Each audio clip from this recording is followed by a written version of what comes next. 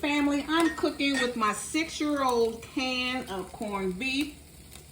The best buy date on my corned beef was May of 2025, so I'm starting to eat up all my 2025 preps.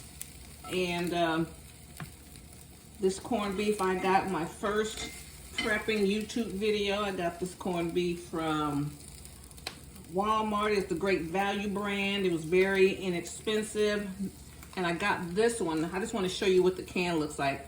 This one was $2. I got it like last week, and the best buy date on that one is 2029. Okay, so this is one of the ways that I like to use my corned beef.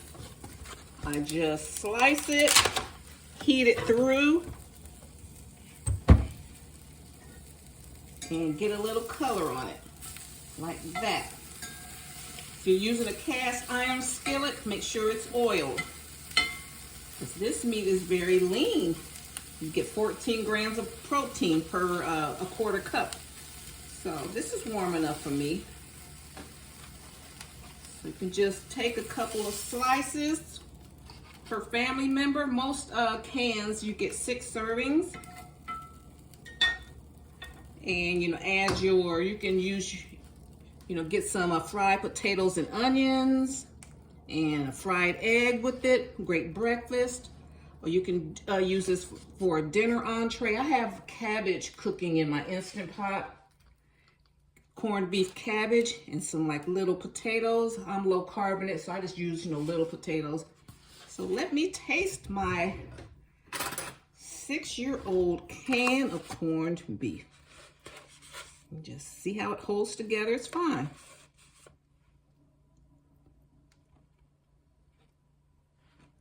That's good. It's good. And it's not as salty. It's not as salty. Well, it's getting salty now.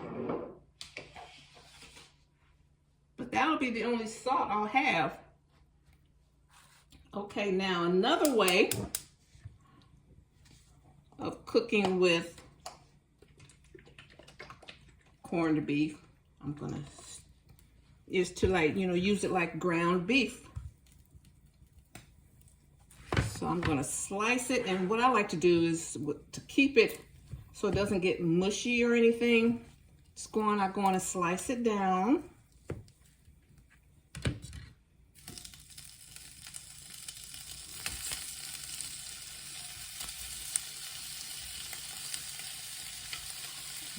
Let it get a little crust on it a little bit. The one thing about corned beef is that it doesn't they already took the lean cuts of it. So it doesn't shrink.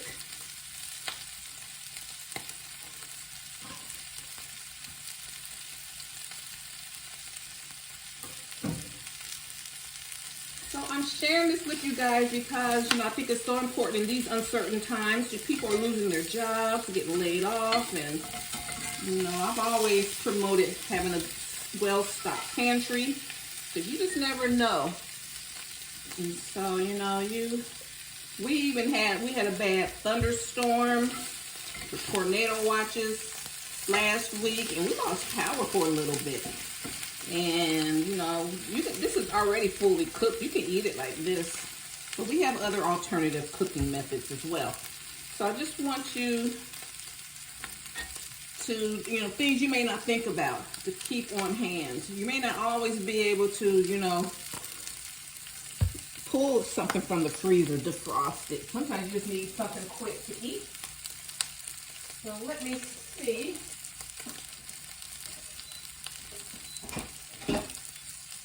What's going on with my cabbage? Okay. Cabbage is cooking.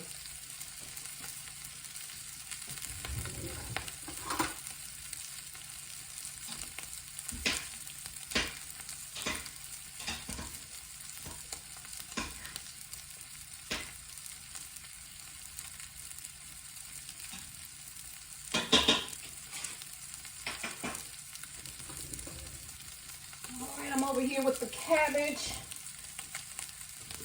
I'll be right back over here.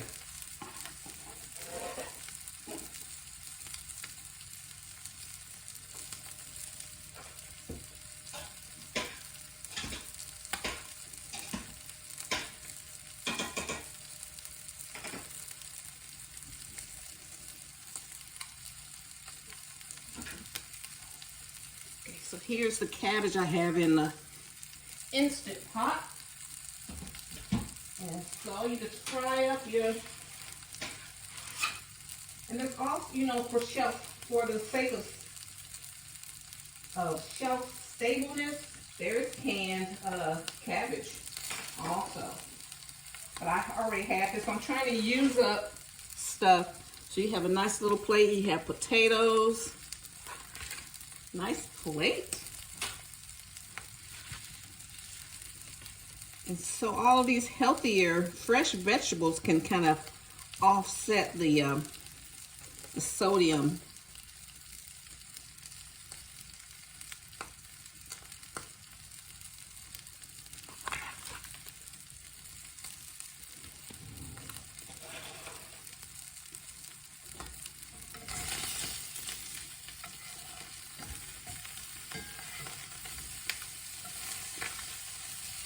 Okay, got a nice browning.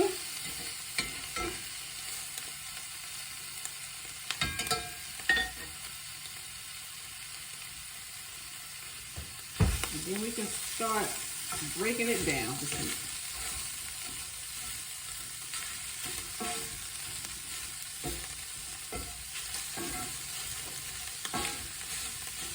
We got some nice taco meat.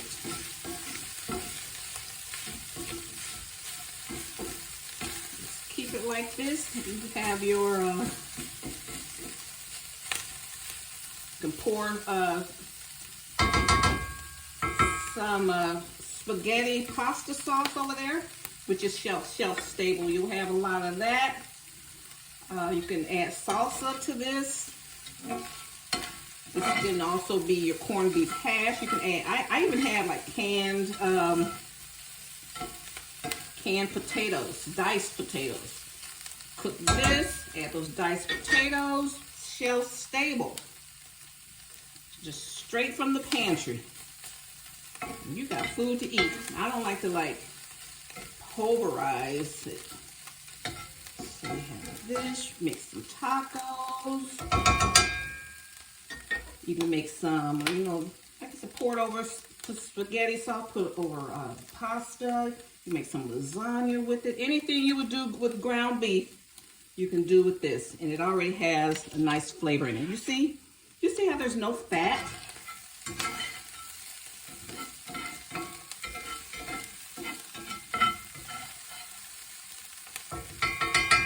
Okay, so let me try this again. That was good. This really does complement cabbage a lot. I used to do this when I was in college a lot. So I just lightly season the cabbage.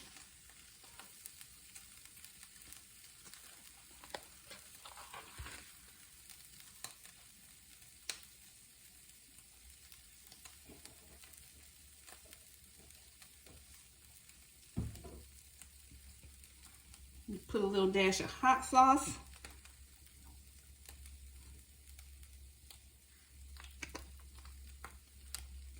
It's good. So that's what I wanted to share with you, how versatile and inexpensive corned beef is in the can. Love it.